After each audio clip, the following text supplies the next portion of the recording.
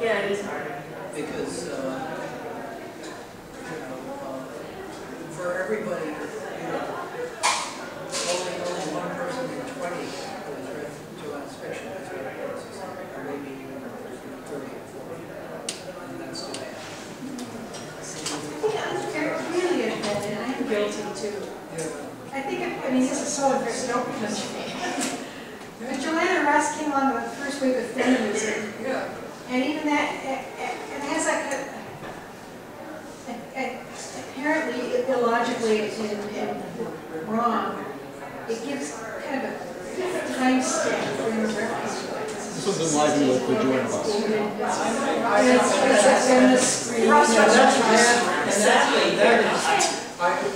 Assuming the medal of Joanna, that's bad thinking. I agree, I'm not defending it about this. It is bad thinking. Yeah, that's a good idea.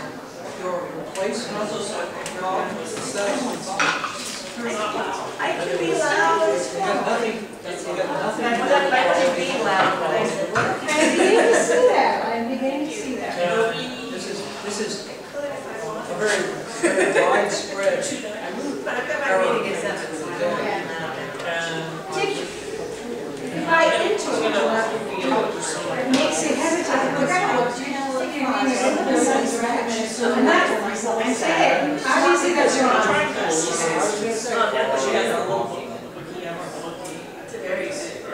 I'm happy to grow up. You persuaded me. It's not like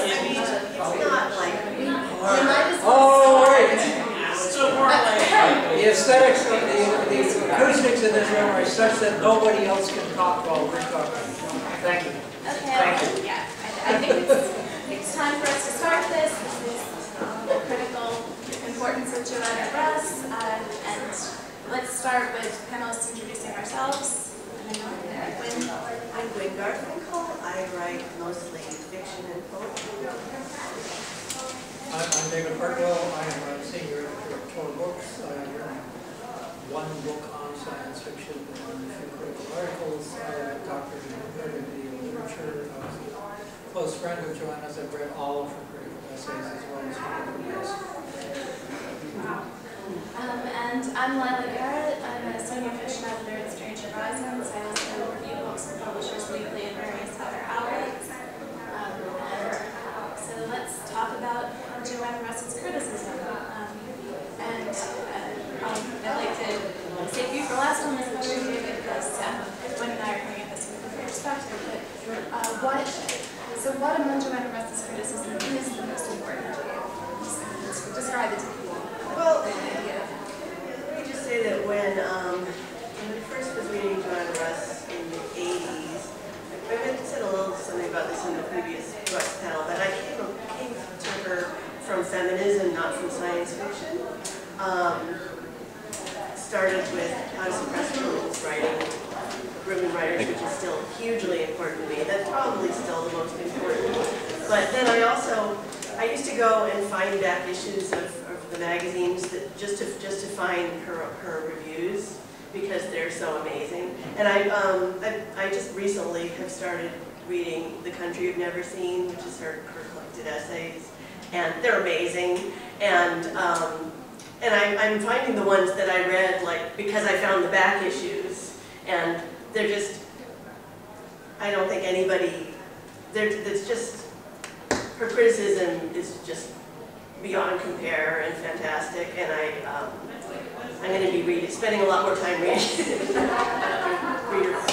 And I also came at Joanna Russ from an odd direction because I heard her name initially from an encyclopedia of science fiction from Fleet's Encyclopedia, but my library didn't have any of her fiction.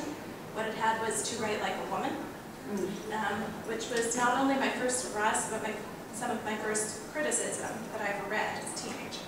And Red Like the Woman Was Here is the first collection of essays, and a great deal of it is not centered on that style.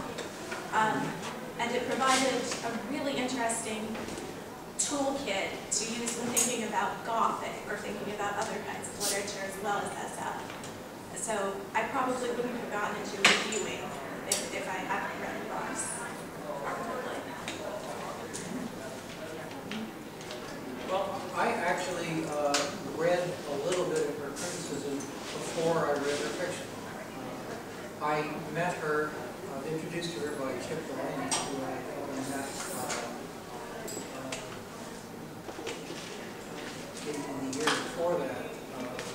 I believe it was 1968, it could have been 1969, at the Secondary Universe Conference at Queens College. Now, Secondary Universe Conference was the first ongoing academic conference in science fiction, and it was attended by more science fiction fans and writers than academics, because there weren't very many academics. But Joanna was there, and Chip was there, and I got introduced.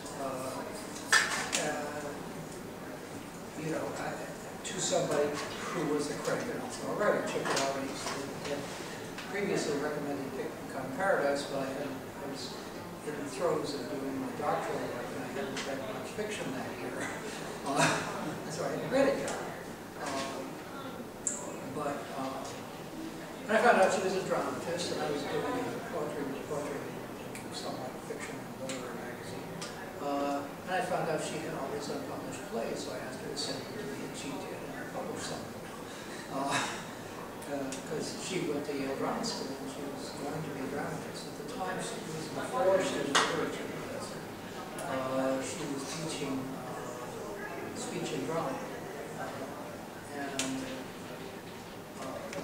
So I began to read her critical articles as they appeared in the late 60s and early 70s.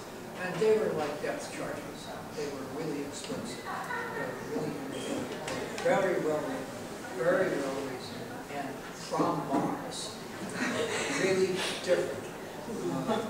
The only person who was writing anything like them was Chip Delaney. And Chip and Joanna were friends, and they were reading each other's drafts from time to time, commenting on it. And, you know, they went to the MLA, the Modern Language Association, which was in New York City most of the time in those days. They were part of the Science Fiction Research Association was invented a year or two after that. They were the original members of the Science Fiction Research Association, and I'm going to divert and tell an anecdote. The third secondary universe conference was held in Toronto in 1970, so this must have been 69. And J.G. Ballard was supposed to be the guest of honor, but he didn't attend. However, lots of other people did, including a very famous critic and scholar, Leslie Fiedler, and Robert Scholes from Brown, and people like that. There just weren't very many people who worked in science fiction, and they all got together. Tom Close, of course. And I remember in particular one party where Leslie Fiedler was not a tall man, he was very stout and tough looking. I was teaching in Buffalo at the time. I had heard him speak on science fiction. He was the most prestigious literary critic in the United States, maybe in North America, who would say anything positive about science fiction. He spoke at Columbia University in Paris. It was filmed in 1968. I heard of that. I had this turned. Boy, he knows what he's talking about. He said the single smartest thing about science fiction criticism that I'm aware of. Nobody will be a master of science fiction criticism until he or she can explain the real appeal of A. Van Vogt. Fair enough. It's really easy to talk about the failures of A. Van Vogt. but it's very hard to discuss why he was one of the 2 or 3 most popular and influential science fiction writers for 30 years. Turning that more towards Joanna. Yes, anyway, we are, this is aggressive scene setting in right. Secondary Universe Convention in Toronto, there's a party. It goes on all evening. Leslie Fiedler in a hotel room, food government and that sort of thing, backs Joanna Russ into a corner, into a seat, and explains to her at 2 hours length what a feminist he is. And I keep ducking my head and laughing, and finally it's over. You know, I go over and sit with Joanna, and I said, Joanna, was that actually what I think it was this whole time? And she said, yes. I said, why did you sit still for it? And she said, it was Leslie Fiedler. He's done us a lot of good. I said, okay, all right. She was extremely patient. Not that way. But she was writing just extraordinary stuff. I will stop talking now because I could just continue. So that's some scene setting about her work and what it's meant to each of us. But so the thing that I initially thought of when I saw the title of this panel, the critical importance of Joanna Russ, is, well, yes, it's critical. she is critically important still right now. And so I thought I'd ask people to talk about, well, should her criticism be being read more today? What should we be getting out of it if we can? Well, I really love this one essay. She had been taken to task for some harsh reviews, and her reviews could be extremely harsh. And what her response was could not be more timely. And I think critics could really look to her for her point of view as what to do as a critic in the genre. And a few of the things she said that her critics said: don't shove your politics into your reviews, just review the books. She said, I will when authors keep politics out of their books. They say everyone's entitled to his own opinion. She answered, writing is a craft too, and it can be judged, and some opinions are worth a good deal more than others. And then, you're vitriolic too. The only way to relieve oneself of the pain that has to be endured by reading every line is to express one's opinions vividly, precisely, and compactly. And finally they said, never mind all that stuff, just tell me what I'd enjoy reading. And she said, bless you, what makes you think I know?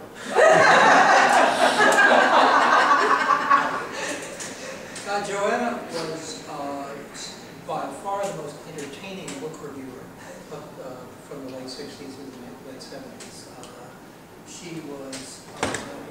She loved the literature, and she could get away with the most astonishing attacks of various sorts on prose or the thought processes of books, because it was always in the context of loving literature.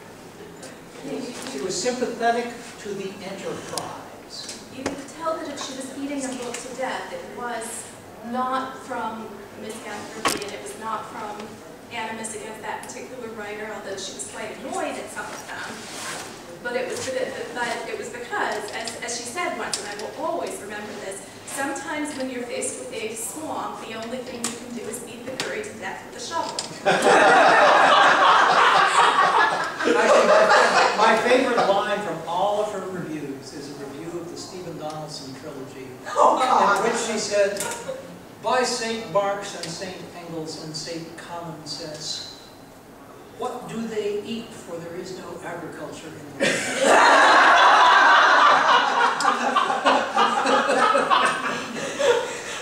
It's, But yeah, she really, she's on the side of the literature. She's not gonna, she doesn't believe in oh, but you know, it's just escapism, whatever. It's like she wants it to be great. And boy, it annoys the hell out of her that it so often Not. is not. Yeah, no, I used to send her books for quote, for comment. I told her. And when she liked them, she'd send me a comment. And when she didn't, she'd send me a postcard telling me why she didn't. And I almost used one of those postcards. She said, I was so upset by this book that I wanted to crawl under the sofa and scream.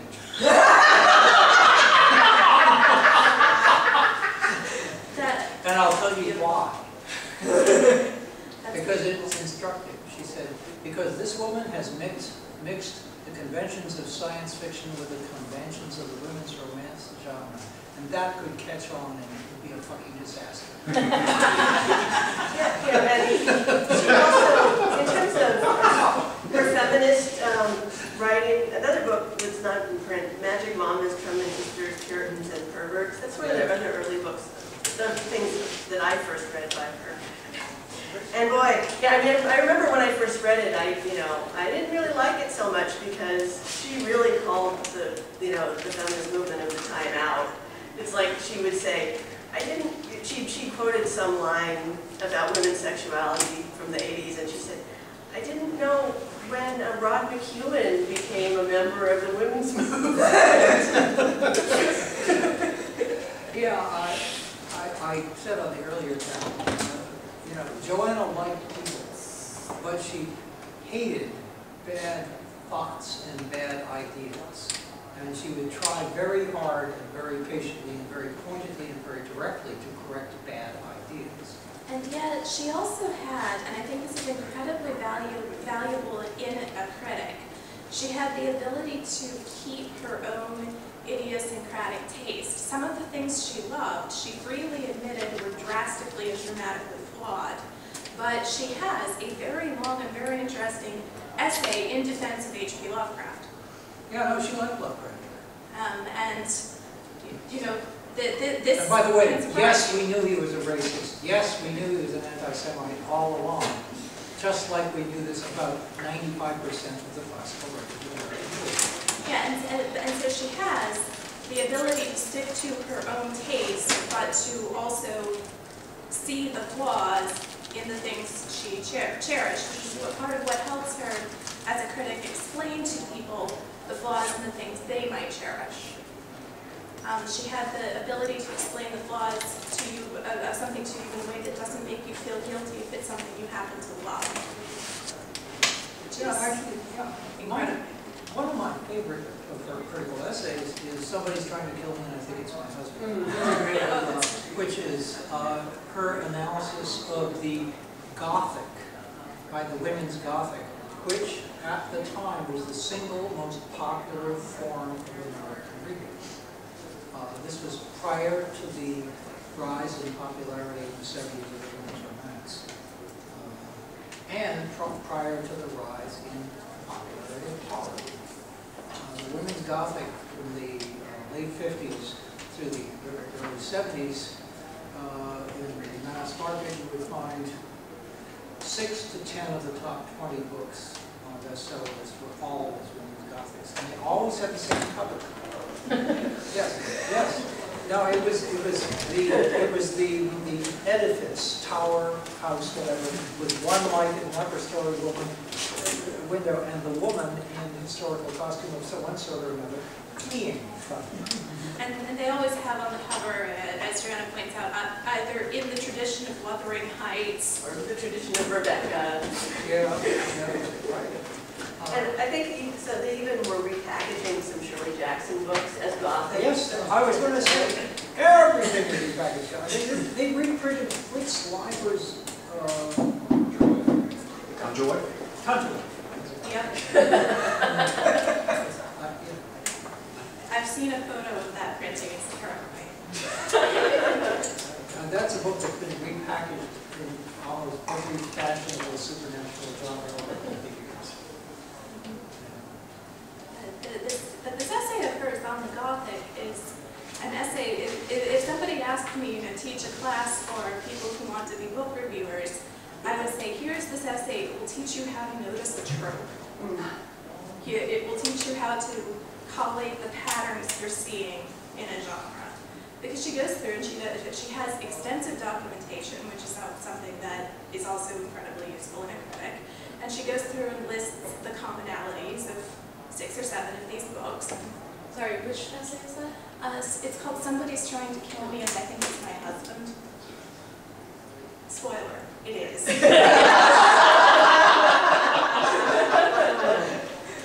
And it's in to Write Like a Woman. Yeah, it's the best analysis I know of a quote, commercial literary subgenre. Just, she looks at the whole thing, looks at specific examples, draws what she can from all of the imagery associated with it, the commercial appeal of it, and the texts themselves. Just brilliant piece of work. In, 15,000 words or less.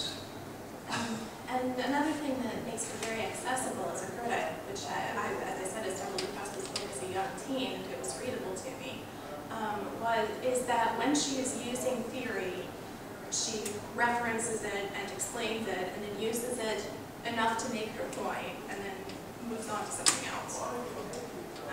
Yeah, actually, all of this stuff was written before the quote age of theory. When make a completely biased statement. When the theoretician stopped reading texts and just read other theory.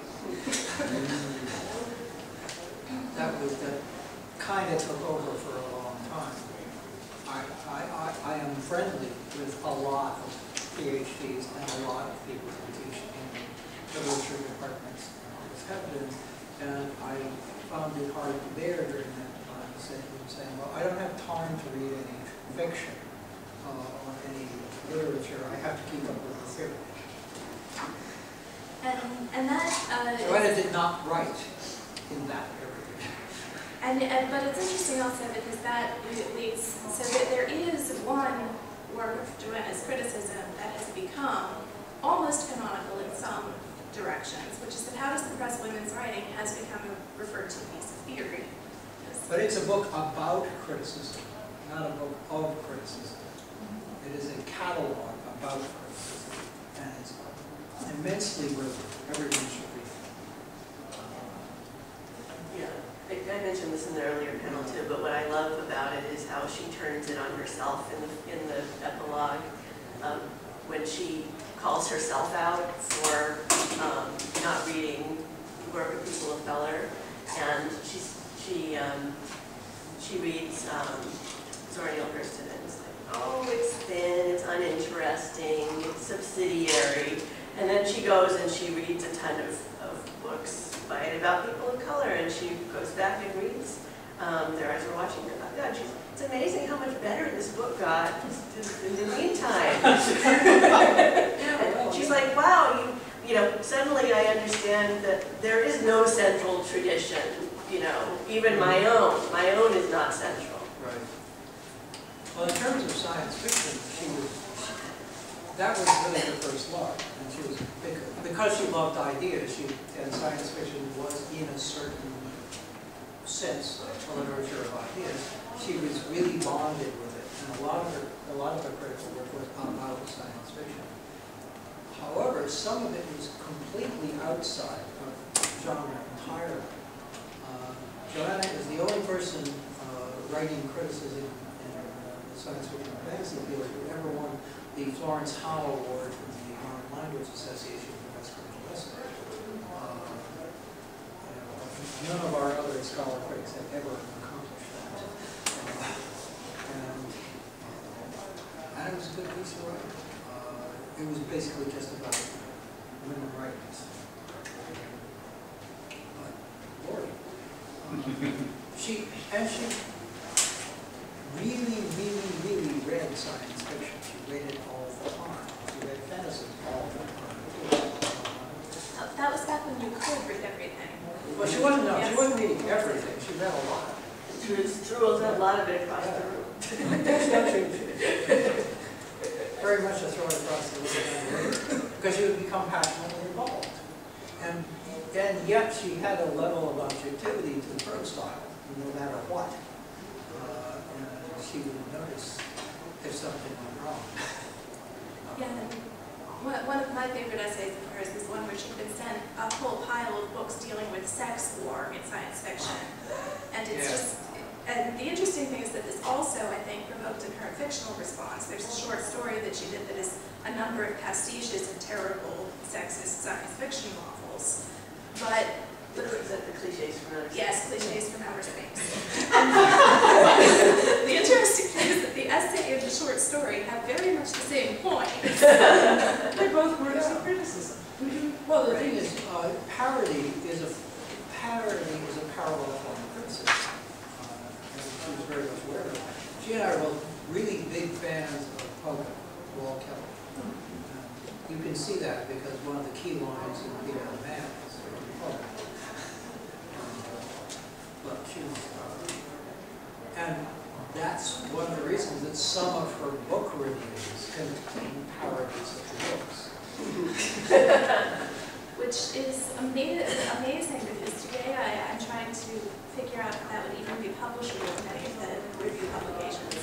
Honestly. Well, it would be if it was written.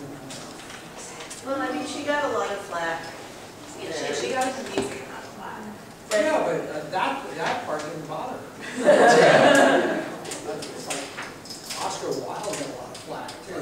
But that part didn't bother her. She got a lot of flack in the women's movement as well when she started critiquing, non-science fiction. I was going to say, it's like it was against the rules for women to critique women for a while.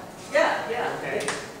In the This 80s. is not a good rule, but it was against the rules. And she cheerfully ignored that. I mean, literally they'd be like, but you're not being supportive. God, I remember that. Yeah, right. And she'd say, well, I understand that you wish me to be supportive of this and hopes that, later on somebody will come up with something good, but we're not there yet. This isn't good. This is not a support group.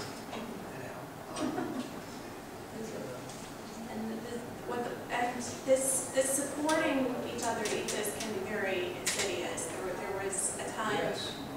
there was a specific subgenre of comics that I was buying once when it started to be put out in English. And there was a while when everyone was just who was into that was just expected to buy everything, regardless of whether it was true.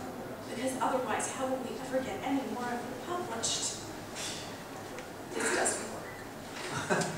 No. Because what you get if you support terrible books is more terrible. Yeah. Support this trash so we can give you more trash.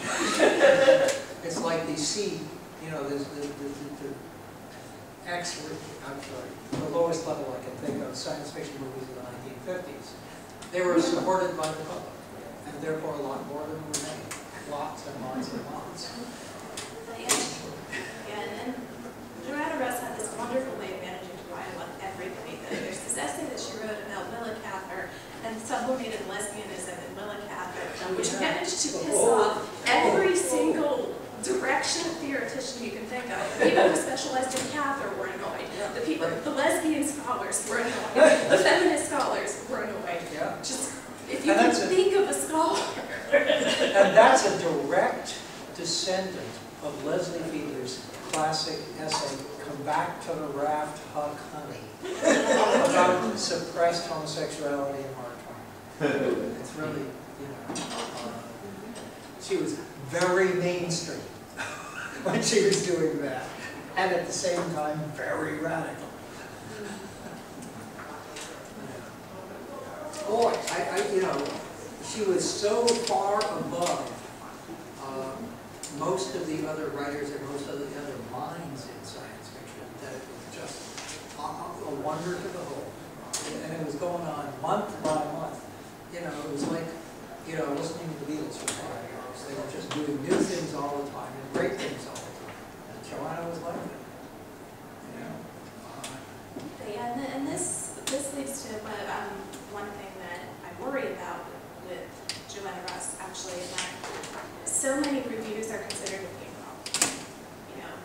of it.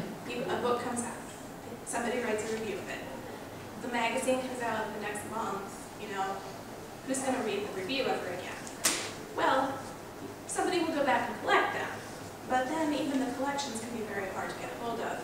I haven't tossed the dealer's ring thoroughly yet, but one of the things I do every year at Readercon is look through the dealer's ring to see if they're selling any copies of any of Joanna Russ's criticism. The answer is no. Generally not. I can sell every copy I can get, but they're hard to get, because a lot of people still save them. Well, yeah. Okay. No, I have been in the kind of quasi secondhand book business for a long time as a hobby, and I notice these things. The only two Joanna Russ books I had this weekend, I sold this morning. That doesn't surprise me. And if I had been able to obtain more of them, I would have. Now, the economics of the situation doesn't permit me to spend the time and even a couple of bucks to go out on Amazon and buy them one by one. I have to buy them as parts of the lots when they occur. But, you know. And even the people who know, a fair amount about Joanna Russ don't know the names of all of her collector criticism. You know. Yeah, I think we haven't mentioned her intersectionality book yet. Right. Which, What are we fighting what are we fighting for? Yeah, out of print.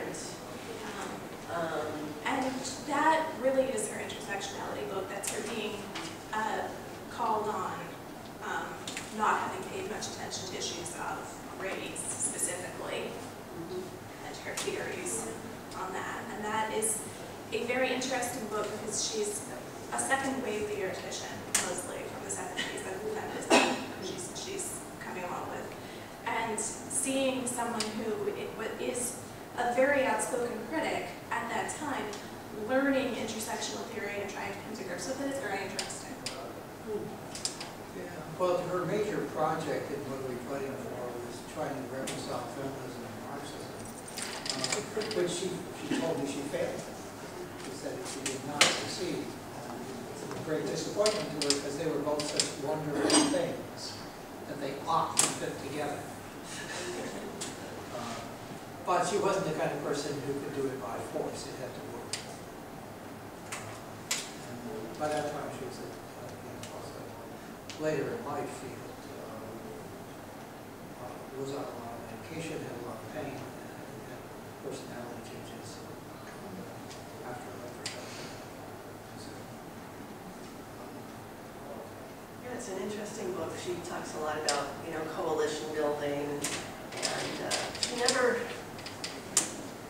she still kind of didn't get in her published work anyway into dealing with trans issues. That seemed to be kind of the last thing that she did. I mean, I've heard that she talked about it later.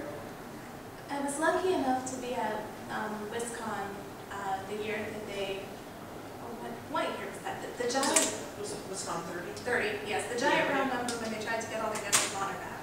She couldn't attend in person, but I was lucky enough to be in the room with her over the phone.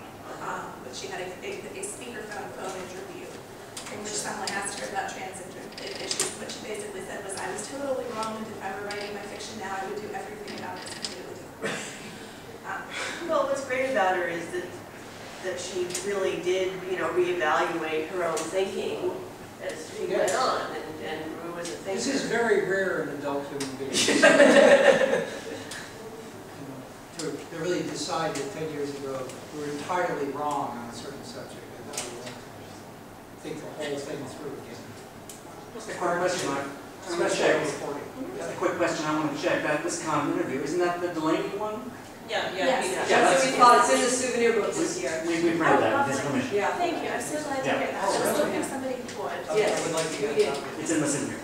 Yeah. Might have been in the WisCon Chronicles for that year, but I'm not sure. I don't think it was because I remember looking for it. It was in WisCon Chronicles 38. 38. Okay. Okay. I can't remember if I looked at that stuff. And that's another example of what I'm talking about with criticism as a because that's a very interesting interview if you're interested in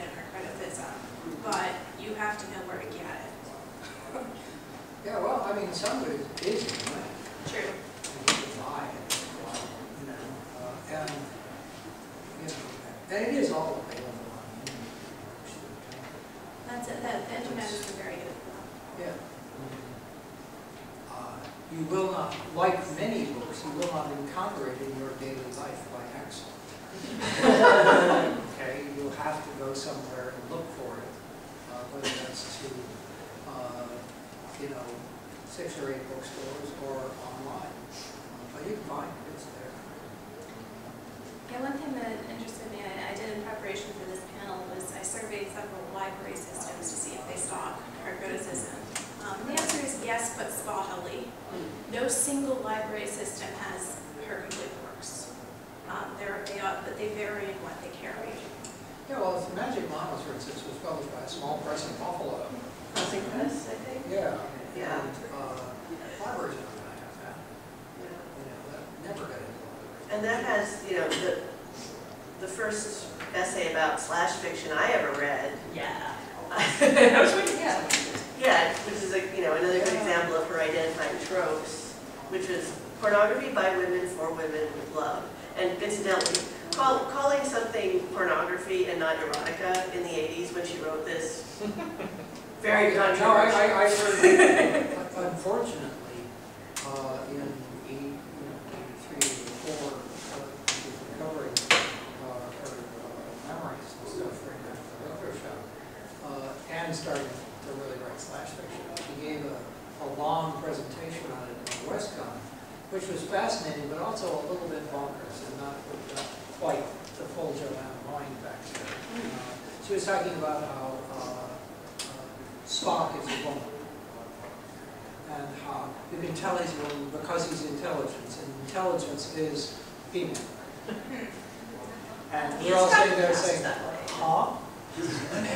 Okay. Well, I mean, in the essay, You know, but the Joanna prior to the electroshock would have argued that in some coherent way, where it basically made it as a statement, which is hard to take as a statement. You were saying? oh yeah, in the essay, she kind of talks about how the relationship between Kirk and Spock is not exactly, you know, a gay male relationship, but coded in some way to be a relationship of two equals, which could not, which therefore could not be a man and a woman. Yeah, I was going to say some of the argument does not track the way Joanna's other arguments do track. But it also is a forerunner of a lot of theory that has worked on fan fiction and slash since. And that there are arguments that people had to respond to because they had not been made. And they are interested in that way. She also, and I've always appreciated that she pointed me at Tiptree's Star Trek fanfic. But yeah, first place I ever, you know, heard comfort. I was Tiffany's editor. Sorry, just what's up, Gwynne? Oh, yeah, hurt comfort, just all the tropes associated with it, you know, a couple decades even before I was like, God, I would love to read some of this stuff. But this was like back in the 80s where, you know, you had to go to, I don't know, a con or know somebody who wrote it because they were, you know, in mimeograph fanzines or whatever. You were saying? Sorry, I just you were both going and I staring. was going to say, she was a huge fan, she was a friend of Tiptree's and a huge fan of Tiptree's work. But I was, to this moment, unaware that Tiptree had ever written fan fiction at all. It's a short piece. It is identified with Star Trek fan fiction. I would have to track down where I saw it. Because I know where the story Be Must Home. Yeah, this is not that. What name did you do that under? When I saw it, it was under Tiptree. Really? Yeah. Wow. But it was after, it's post people knowing about this. It's one of the pieces of ephemera that people collected, you know, things like, Tiptree has this thing where if you ever got a letter, you could send it to a fanzine. You know, if you ever got correspondence from her, people would send it and collect it. I would have guessed it would have been under Raccoon Sheldon, but I'd be wrong. She may not have intended it for publication, honestly. So, That's possible too.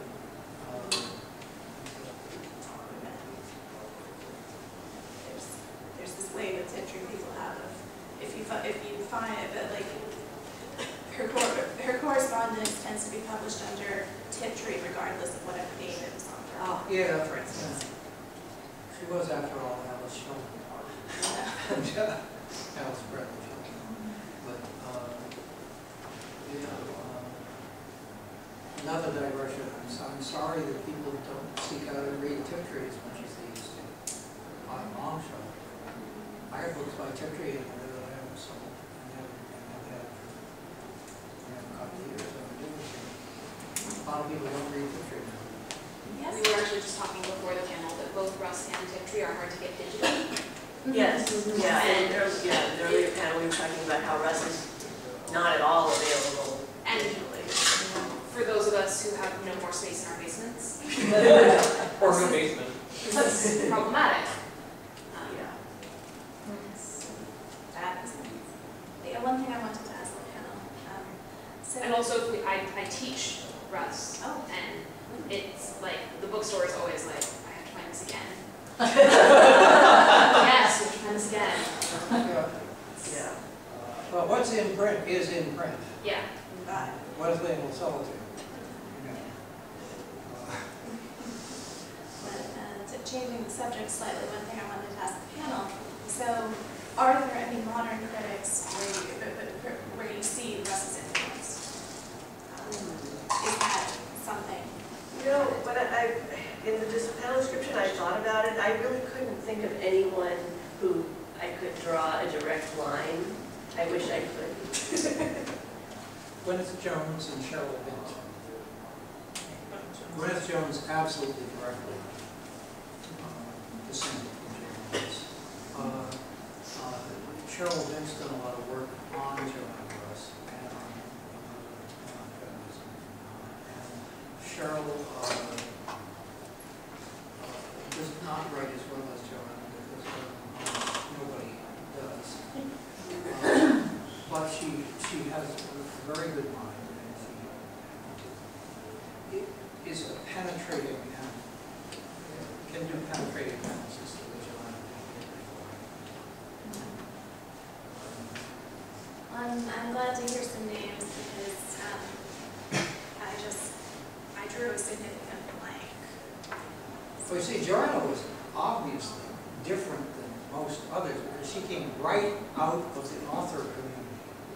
She did not come out of academia. She did not come out as a good friend. Gwynne has published almost all of her early stuff in science fiction. There's a collection of one of John's criticisms. There is now. Reviews. Right. It's blue. Just go to the bookstore, ask for the blue book. Did she try to teach for a while? I thought I read somewhere that Pardon? she did teach. Yeah, I thought she had. But you don't think she came out of academia anyway, Oh no, she was teaching like speech. right? You know, and she'd gone to Yale Drama School. She was writing plays. She was hanging around New York City, and she was married. And she was doing, dramatic plays on WBAI with Garrett and Chip and Margaret. And she was teaching. When I first met her, she was teaching somewhere. Could have even been King's College, part-time. She didn't have a doctorate. She didn't have a doctorate. She had an MFA, didn't she? MFA. Yeah. And she didn't really teach the things she wanted to write about. Yeah, she didn't. Yeah. She ended up, in Seattle for many years, teaching courses in literature and courses in science fiction writing. Not bad. But she was doing the criticism and was doing the writing before she became more fully involved in academia. And by the early 70s, she decided she wanted an academic position and fought to get it because she wanted the economic security. She grew up during the late Depression, and her family was not well off. And she always went to J.C. Penney's and all those clothes. She was very frugal. And she wanted a job. And Chip Delaney, who was trying to convince her to just quit and write, he said, no, not on your life. I want a job, I want benefits, I want the security of being able to make a living, which is why when she was turned down for tenure, because she was a feminist, it was a disaster. It really hurt. And it took a long time for her to get back into a position where she could get technical teaching career. So she did. She's got a lot of talent. Yeah. It's okay. This is another way in which Joanna Russ was exemplary to me when I was younger, though, because the concept of becoming a critic without going through academia, that she was the first I ever encountered. It's very rare still, but you can do this. It used to be standard. Up through the 1960s, it used to be standard. Somewhere in the 70s and 80s, the idea that you had to be an academic theorist to be a critic took over. Well, I mean, in the women's movement, again, there were more. I mean, like Adrienne Rich. I mean, she taught, but she's a poet and she wrote essays and reviews. Marge Christie, Gwynne is a critic. And yeah, Marge Christie used to write quite a lot of reviews. I mean, Alice Walker, novelist, poet, wrote lots of reviews. It was more of a thing in that. Actually, Chip Delaney and I and Patrick Nelson Hayden and a couple others started the American Review of Science Fiction in 1988 with the express publicized purpose of keeping the serious discussion and criticism of science fiction and fantasy from falling entirely into the hands of academics. And it's still going. So, given where we are time-wise, we've been taking some questions, but I'd like to explicitly ask for if there are any more questions. Anyone? This is, sure. I'm not sure if this is like strictly a question. It's more, if you're looking for a library system that does have nearly all of her criticism, the University of Chicago Library has all of it, which is how I ran into her. As a student at the University of Chicago, and it was the year the Tiptree biography came out, and I didn't know about the 1970s in science fiction. I didn't know. It was opaque to me. And I read the Tiptree biography because I read The Girl Who Was Plugged In and loved it. There's a biography about this author. And that gave me Joanna Russ, because their correspondence is in it. And from there, I read her criticism first. So there's, in scholarly libraries, her work is collected, which is not as accessible as it should be, but it is at least being done. Yes. As is Tiptree's. Yeah, as is Tiptree's. Yeah. One reason I'm having so much trouble chasing down that reference to Tiptree's Star Trek fanfic is because at the time I read it, I was living in College Station, Texas, and I had access to the Texas A&M fanzine pile. And that is the largest pile of fanzines. No, it's not. The Eaton collection. Yeah, the Eaton collection. It's second largest. And College Station is very good. Yeah, so scholarly libraries will collect these things. Yeah, and keep your fingers crossed for the survival of scholarly library. It's not a sure thing. Since we've had the 5-minute warning, I thought I'd ask for either who has anything you want to say to something towards that. What I want to say is go track down, 50-cent copies of the back issues of the Magazine of Fantasy and Science Fiction from the 1970s with Joanna Russ's review columns in it. They can be had in the dealer's room. They're all over the place and they're cheap. And they're brilliant little, 2 or 3 books reviewed in a column. Now, there are other good things in the magazine, too. It was a great decade. Tiptree and others appeared in that magazine, but as did some of Joanna's fiction. But the book review columns, you know, of the Joanna era, which is great. And she only wrote like 4 issues a year. Because H.A. Brothers also something to alternate. That's just for your pure entertainment, to see how really good book reviews can be done. Because and if you want to see how it would be done badly, pick up Galaxy and read Spider Robinson's version of the same thing. Sometimes. Which decade? Sometimes of the same books. Which decade were you talking? This is the 70s. 70s? Yeah, right. And You know, I actually, Spider was going to threaten that when she went up there and said, Spider, please don't do this. Just don't do this. He said, but it was very popular. Spider was the most popular reviewer in the 70s. And yeah, and if you can find The Country You've Never Seen, which collects a lot of her essays, I highly recommend it. I mean, you can, it's a good investment. You'll be reading it for a long time. There's so much in that book. Yeah. Any bookstore in the country can order it for you, if they will.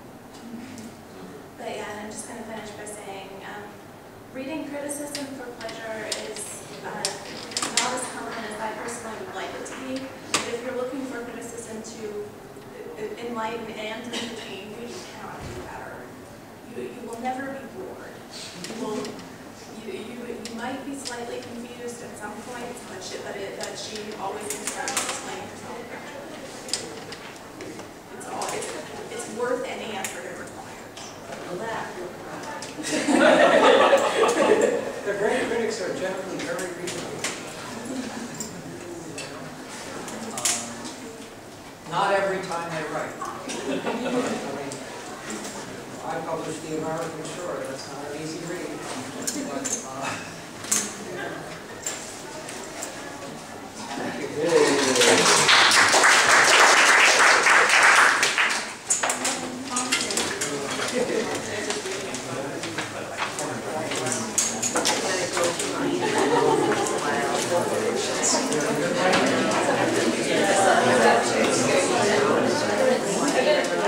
My goal is to have it done by this next Christmas.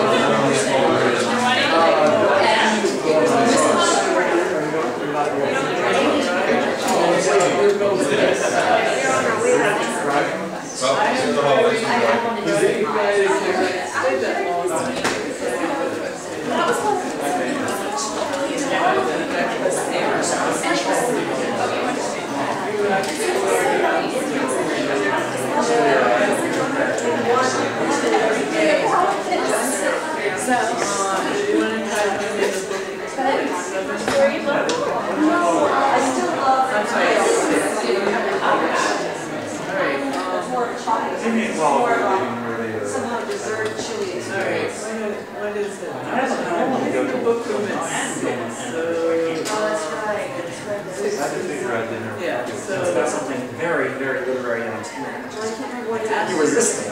It's about stories inside stories. Oh, right, yeah. be awake enough to drive. Yeah, that's all right. I might do the restaurant. We can look at the restaurant. Why are they